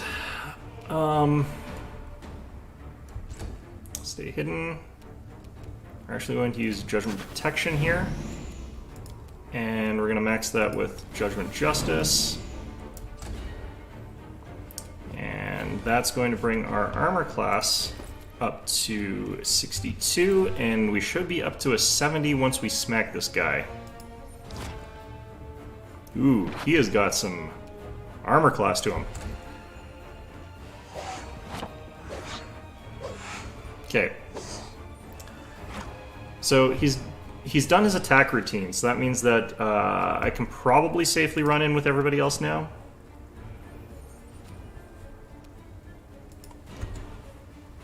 I wouldn't mind throwing down like a haste or something if I have it.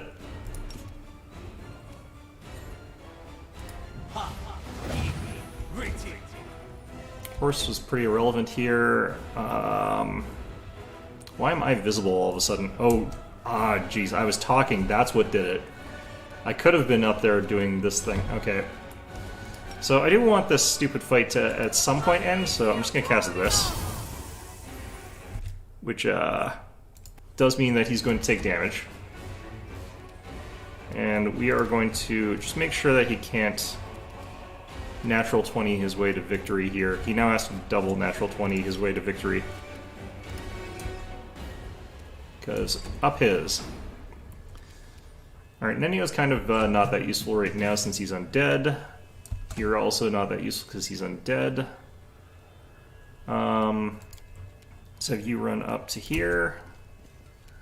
Now he has to roll 3 natural 20s to hit us. And up yours. Okay, well, I mean... oh, jeez. Okay, so it is going to have to just be a true one-on-one. That's really annoying. I don't like that at all. What the heck is this? Yeah, like, to reiterate, endlessly perplexed by what exactly the AI in this game does. It's just very, very confusing. Okay, so we know that we can sort of like just kill them pretty effectively by the first set of ghosts, now that I know a little bit more about them. I think I can actually hit them with that area of effect thing and just have everybody else hidden further back. But I'm not 100% sure about that part. We march ahead. Okay. Open your heart So we to me. do need to give him Yes, what? magic armor here. I will see this through. I do need to give him this. Apparently we also want to give him heroism. You require my unbiased opinion? Don't need that. Who would have ever thought we'd need heroism to increase this guy's to hit? Okay, so whoever statted this encounter, I swear, is crazy. Wait, what if I did something a little bit nutty here?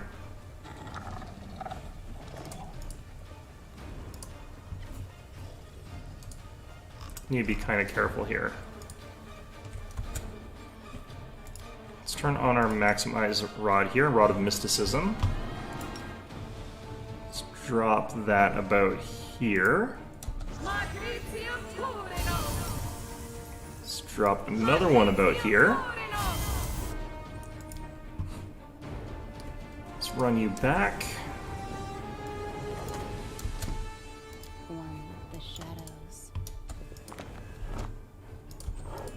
Alright, stand in this glowing, lovely light here.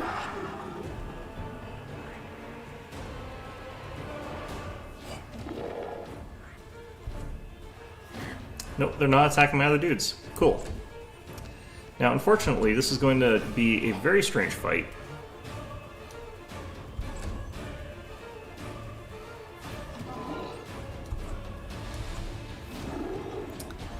Because I can't do some of the stuff that I need to make sure this guy doesn't get natural 20 death, because he will die in like 2 natural 20s.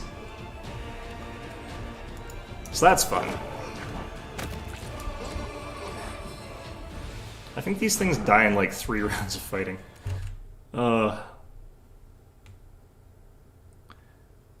Yeah, I mean, it is one of those moments where the AI did something smart, and I do actually appreciate that sometimes the AI does do smart things. Like, I would like this game to have smarter AI. I would like to have consistently smart AI so I know I need to do certain things for that. Oh, man.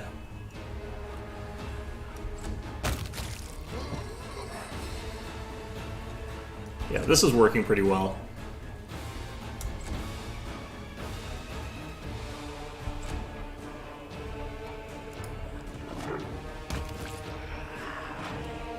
Really? Alright.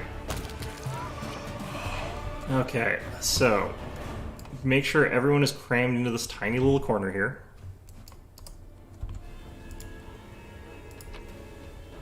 Huh. Interesting. I want to do this so I don't lose durations.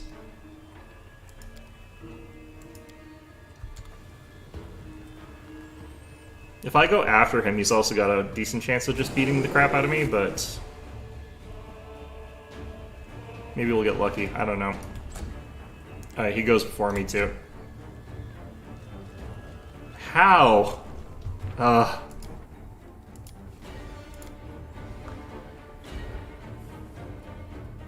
Alright, so if I have a slight change in the terrain, it looks like he can't charge past... like, I should still be stealthed there is the main problem. I wonder if I could cast Invisibility on myself. That would probably be a more guaranteed way to have that stay in stealth state.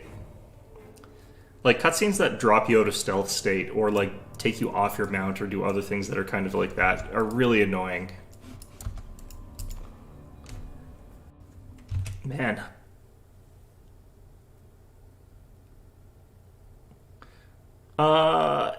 Yeah, I mean, he can't actually one-shot all my guys. He can one-shot my more fragile characters. Strangely enough, he can't one-shot me, like me personally, because my character has got the ability to, like, last stand, so I don't have to worry that much about that part. What is the durations of this? They don't actually put, like, the proper number. Yeah, 1 per caster level. It's not very long. I'm ready to move out. Got to cast some of these here. Let's see here. Yeah, like, it's kind of the AI abusing the ever-loving hell out of me, but also... You require my unbiased opinion? Will I technically count as attacking for the purpose of invisibility? I won't. I should not be, anyway. This would be so much easier if I could just use Nenio to kill this thing. For a bunch of different reasons I can't, but...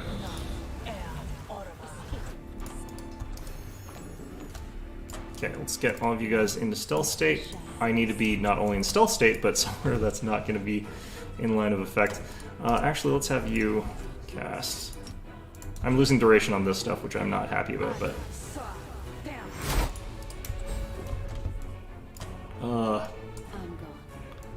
Yeah, I can actually beat this like the more honest way, because I can raise my companions back to life. And my character doesn't instantly get killed, so I could be ignoring some of these. It's just kind of... I don't have those prepped, and I don't really want to have to swap my spells too much.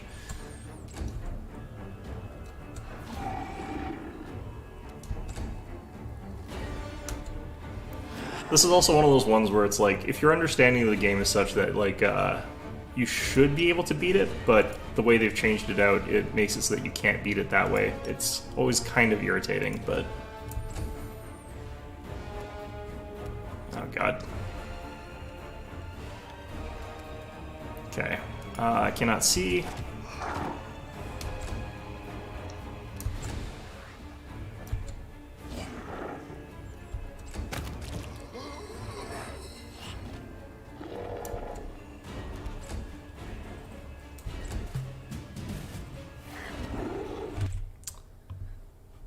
Alright. Yeah, at this point I'm kind of actually forced to beat this thing legit in a certain sense there, because, like, having it solo one-on-one while everyone else is invisible is not really abusing the AI, because the AI shouldn't be able to know where my invisible guys are.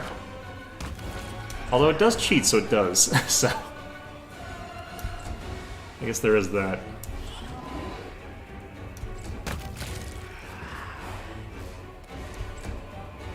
Alright.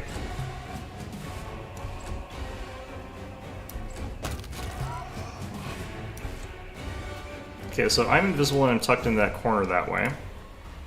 Nope.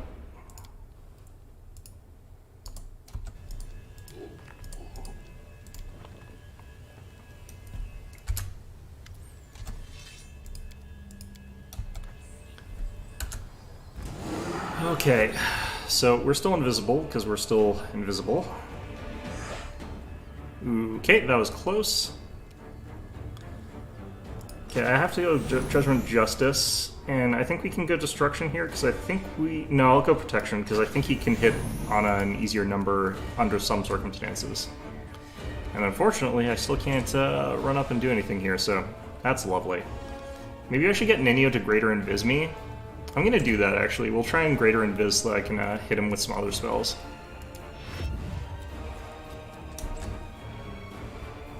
Okay.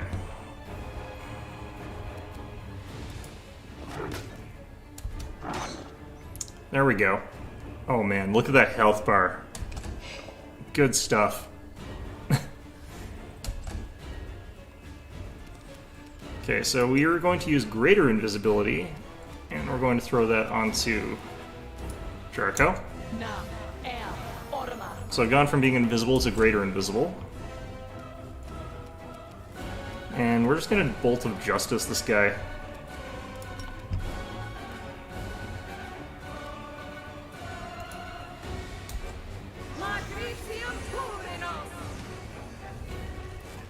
Did pass his saving throw there. Really? Well, see what I was saying about this being cheap? I think that I can justifiably say the AI is cheating a lot more than I am in this instance. Oh man, I've got 5 negative levels on me from that. Good God. The thing is, I can't afford to necessarily like have my... Actually, do you know what I could do? I could probably drop 3 of these stupid healing fields.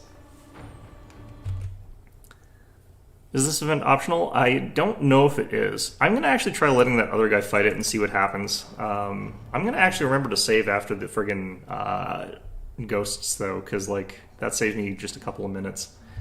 It doesn't take too long to beat the ghosts, but still, I might as well. There's no reason for me to keep fighting them over and over again. Our time has come.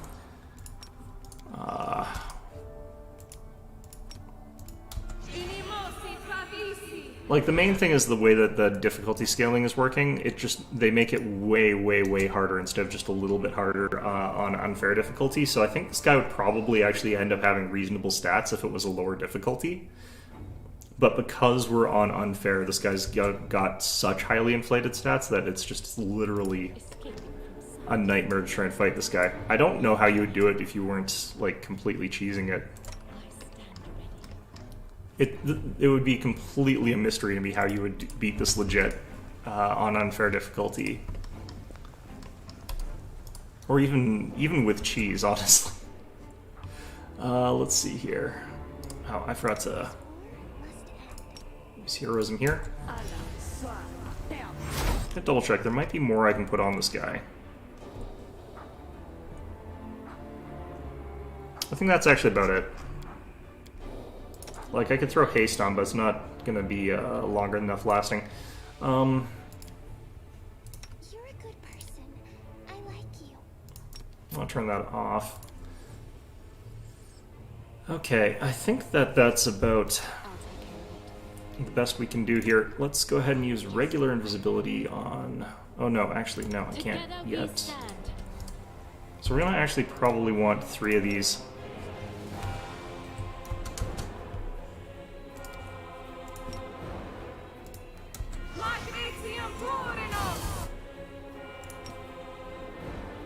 Oh, these aren't getting maximized. This is too high a level. Oh well.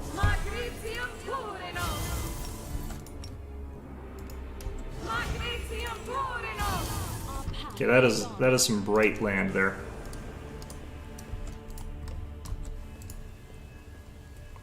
Okay, Nenio. He's open to ideas. Regular old invis.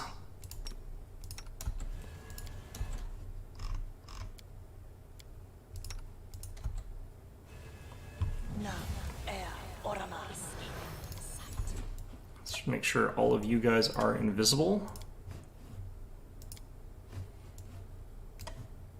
Are we playing hide and seek now? Yes, we are. Okay. God, that is actually kind of impressive how bright that is. All right. I don't think it can have true vision, because if it did have true vision, then these other times where it was seeing me, it would have charged me anyway. I think. So I think that the AI is legit just cheating at this point. I don't think there's any point in even attacking in this case, because there's so much damage from Holy Ground that they're taking.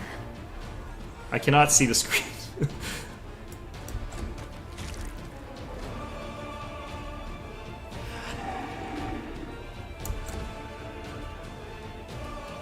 Alright.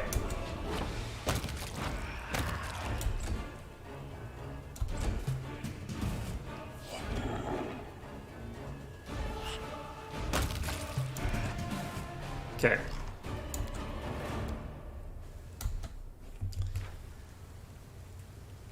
Let's go ahead and save here real quick.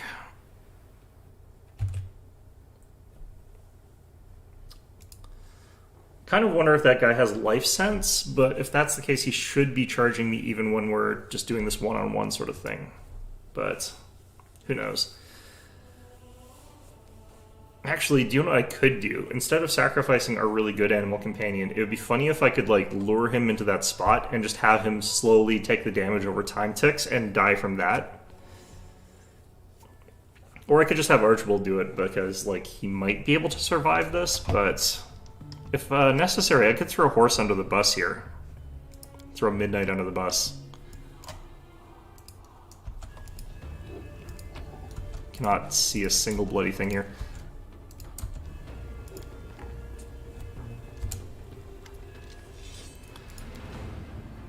Okay, I'm gonna do this and see what happens.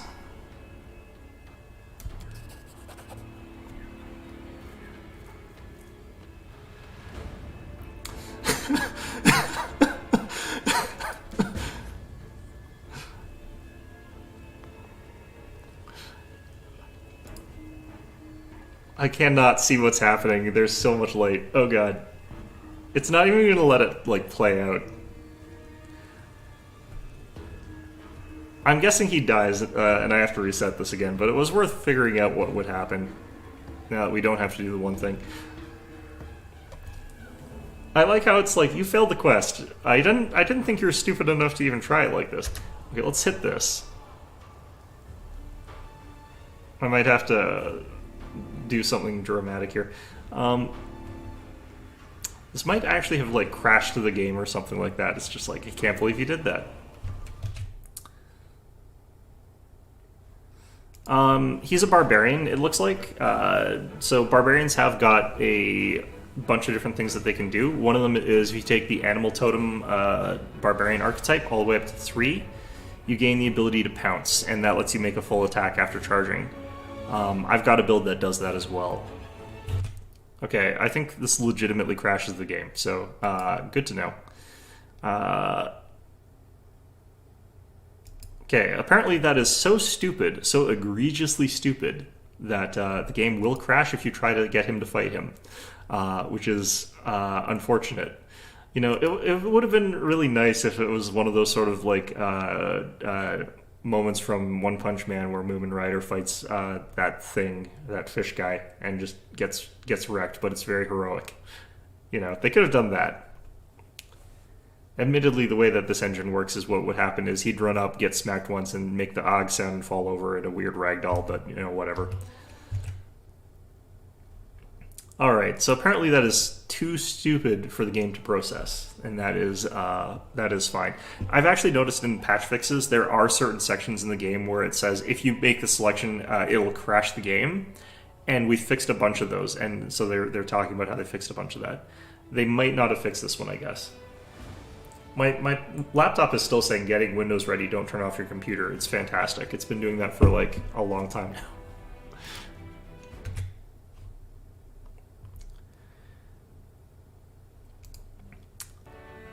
I don't think it is. This game is usually not the sort of game where it will weaken something. I think that it's legitimately, this is just supposed to be an incredibly difficult fight, and I'm probably not supposed to be able to do it at this point in time.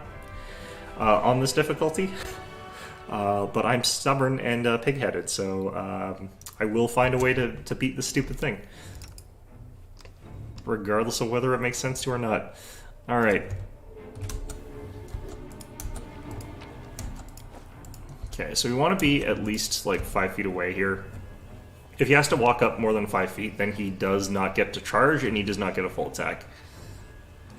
Okay, so this time, we'll tell him to stay back, it's too dangerous. I could have gotten 13 experience points by letting him, by saying, hey, yeah, go ahead and fight him, and then saying, no, actually, don't do that, but 13 is nothing at this point. Alright, we get to attack for him, so we're much, much better off. Because if we get to attack first, we get to activate our defensive fighting. Nice hit.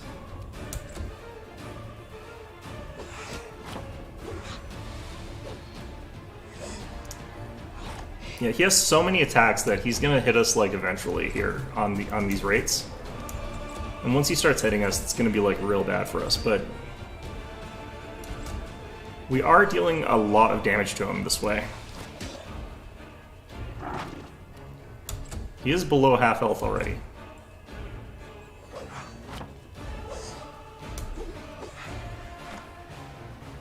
Okay, we might actually have him on the ropes this time. I forgot to do this. Destruction. Yeah.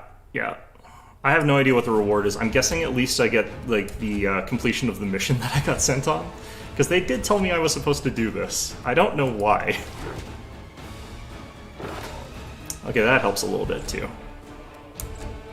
Can you die there? Thank you. Jesus. Wow, okay. That guy's worth 1,700 experience points. Let's see here. We get the Relic Greatsword of his. We get a Relic Knife. Funerary Dagger of Albert Master of his. Great. We get full plate. We get a belt of plus, I think, 6 plus 4 Constitution. Okay, well. And a Cloak of Resistance 3. Fantastic. This place sucks. Let's never speak of this again. Alright, it'll auto-save when we head back inside. I'm gonna go talk to the guy. Alright. Never doing favors for these assholes. Alright, let's give him his sword back. I could keep it, probably, but... Like, the amount of stuff we actually got from that was pretty impressive. Like, it's not just a few things that you get. It's quite a bit.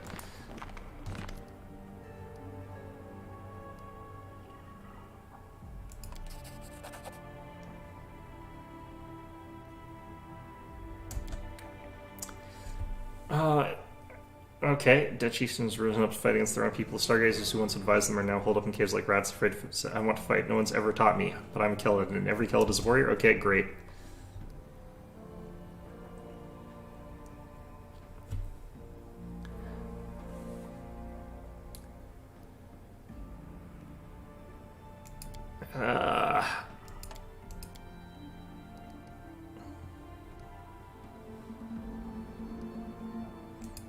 Alright, well... God.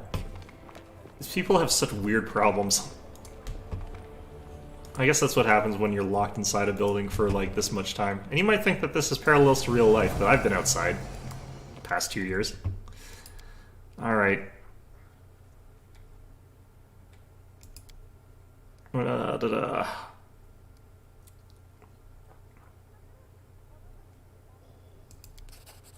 I like how I've got a plus 45 to diplomacy, and it is so very easy for me to convince everybody of just whatever the hell I want. Alright, let's go get some more experience points. God, that was such a ridiculous fight in so many ways. Like, the way that I had to do that is so stupid.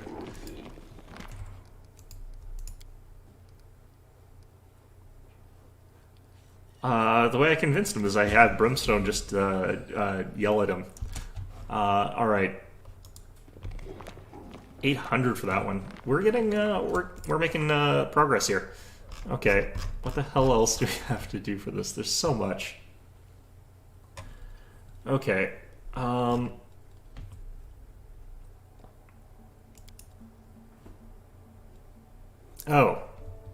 right.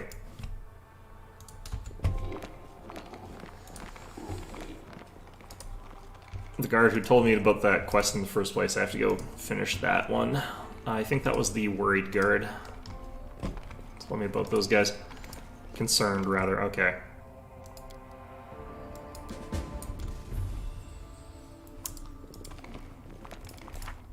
I really feel like they just want you to, like, get a level up here or something like that. Alright. Do I have to do this now?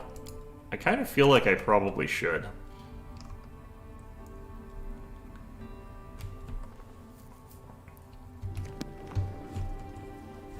Okay, I want to check something.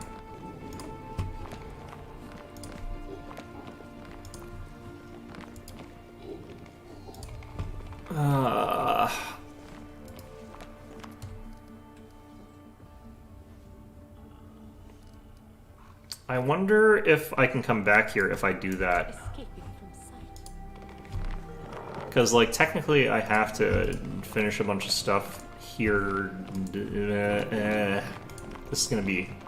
I kind of don't like the way this is structured, because I'm not 100% sure if I'll be able to easily come back here if I need to. Or if I'm going to, like, auto-fail a bunch of stuff when I try to advance stuff.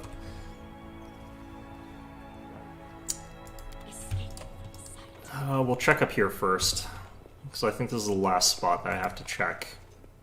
Oh no, this is going to be a puzzle, isn't it? Why would you make me do this? Vile fiend of a game. Oh, there's another person. Alright.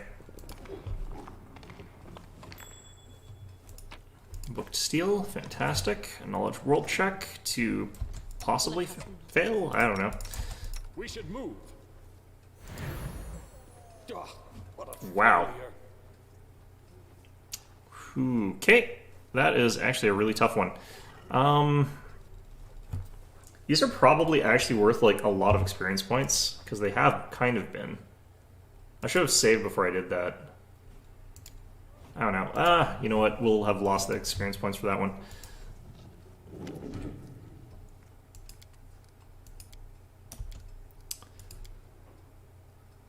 Okay. Yeah, don't forget to save. Great, yeah. I can't believe actually that is a difficulty though, 33. That's so high.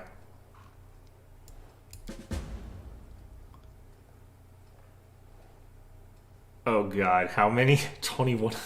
No.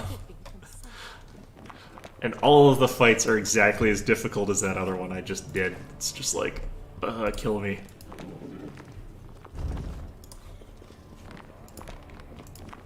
Alright, go steal their stuff, Camellia. I know you can do it. I am helpful. Oh, that's a lot of stuff to steal. It is also all very useless, except for all the money. Okay. So, do I actually have to go and kill 21 of those guys? I hope it's not. I hope they're lying. They're lying. They wouldn't do that to me. Oh, man.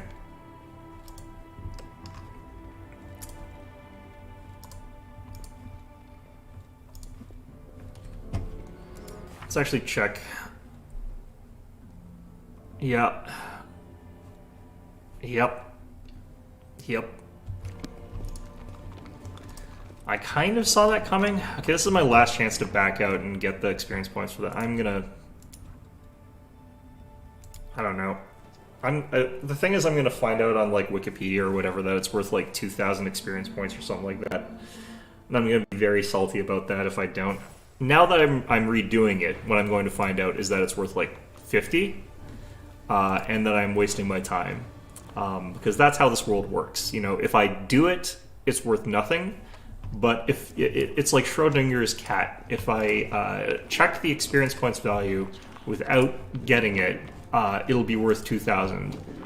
But if I get it without checking it, it'll be worth 50. That's the way the world works. It's a guarantee.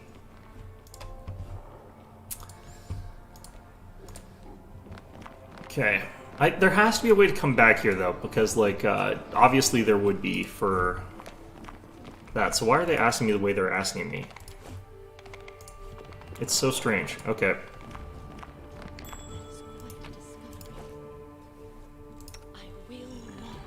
Basically just walked over here, but yeah, let's do it.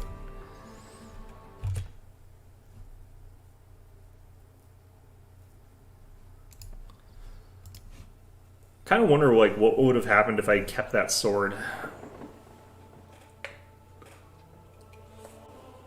Because you can reforge a lot of those or get experience points from the storyteller or something like that from a lot of those. I stand ready. We should move. Impossible! Wow. Would I actually have to roll for this? I only have to roll a... Well, I rolled a 3 again. I only have to roll a 7. Okay, great. Fantastic. Thank you, game. I could change it to I only have to roll a 5, but I don't know if it's worth a spell slot, honestly. The more effort I put into these skill checks, the less likely they are to be meaningful. That was easy. Oh, geez. Okay, never mind. Okay.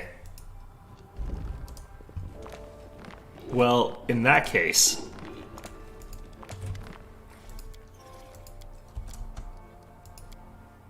Escaping from sight.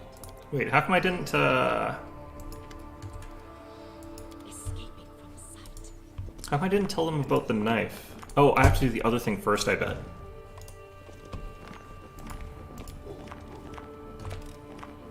I hope you appreciate Wait, did I not? this. No, I have to have.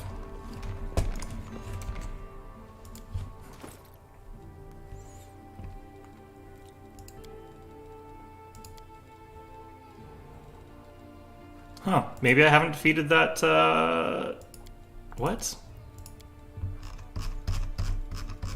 That doesn't make any sense. Alright, I think I managed to somehow undo a fight, which I shouldn't have been able to undo. Ah, shit. Interesting.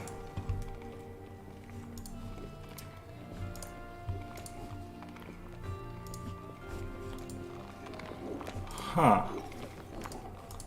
Because it should have auto-saved during the transition back into the building, but I guess maybe not.